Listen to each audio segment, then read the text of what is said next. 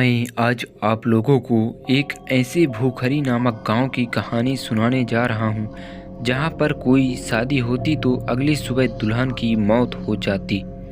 यह नज़ारा देखकर एक व्यक्ति भूखरी के पास आया और पूछने लगा, महाराज, यह कैसा चमत्कार है जो इतने दिन तक सही नहीं हुआ? वो मरीज आज अचानक कैसे सही हो रहे हैं?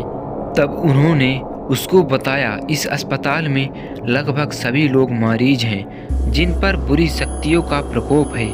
दवाइयों से सिर्फ उनको शांत रखा जा सकता था, उनका इलाज नहीं हो रहा था। उस व्यक्ति ने हाथ जोड़कर कहा, आप धन्य हैं महाराज।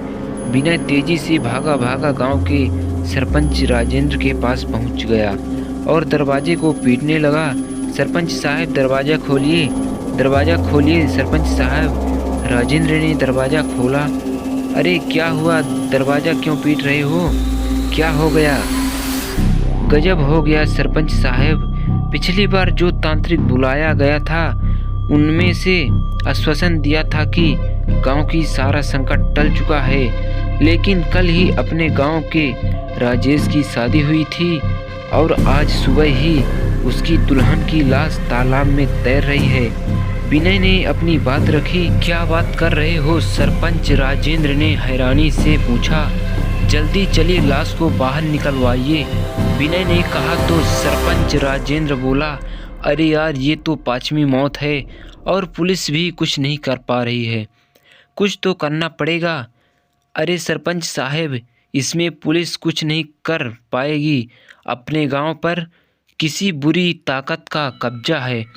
जब तक उसका कब्जा रहेगा ये नई दुल्हनों का मौत का सिलसिला चलता ही रहेगा।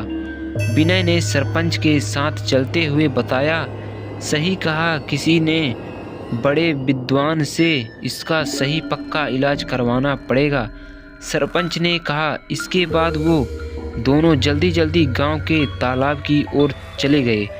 तालाब में तैर रही लाश को सभी लोग बाहर से खड़े होकर देख रहे थे। तभी वहां सरपंच और विनय पहुंच गए और सरपंच ने बोला, लोगों से कहा, निकालो लाश को बाहर। तभी 2 लोग तालाब के अंदर घुसे और लाश को बाहर निकाल लाए। सभी लोग आपस में बातें कर रहे थे। अपने गांव पर कोई बहुत बुरी ताकत का साया है। पिछले 8 महीनों से हुई सभी शादी मौत के मुंह में गई है और कोई भी दुल्हन नहीं बच पाई।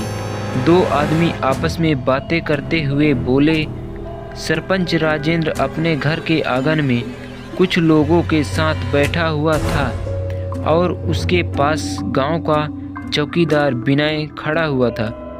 अब तक जितने भी आए हैं सब के सब ढोंगी बाबा आए हैं। इस बार चाहे जितना घूमना पड़े, कोई महान ज्ञानी पुरुष को ही ढूंढो जो इस समस्या का समाधान कर सके, सरपंच ने हुक्का पीते हुए सभी लोगों से कहा।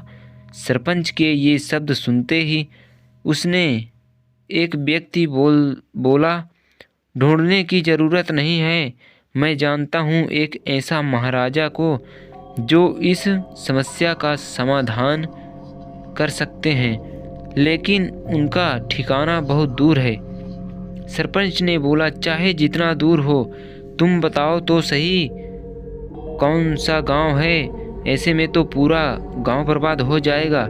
लेकिन ये बातें तो पक्की है ना कि वो ढोंगी नहीं है? सरपंच ने उसे व्यक्ति को और देखते हुए कहा कि उसने आदमी को अपने बात जारी रखते हुए कहा, सुना है कि एक बार वो किसी पागलों के अस्पताल में गए थे।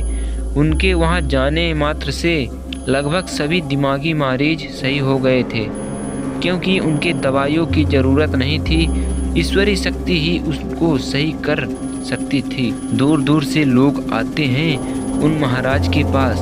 ऐसी बात है तो जल्दी से बताओ कि वो कहाँ रहते हैं। सरपंच ने ध्यान से सारी बात सुनने के बाद पूछा, हिमालय की गोद में एक छोटा सा गांव बसा हुआ है, वो वहीं रहते हैं। उस व्यक्ति ने सभी को बताया, तुम साथ जाओ और जितना जल्दी हो सके उनको लेकर आओ।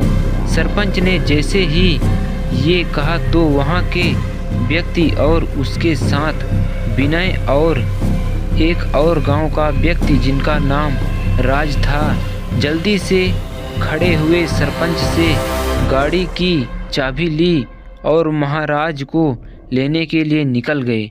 तो आज की कहानी यहीं पर समाप्त होती है। मिलते हैं नेक्स्ट कहानी में। तो कहानी कैसी लगी आप लोग कमेंट में ज़रूर बताएं। मिलते हैं नेक्स्ट वीडियो में। Bye bye.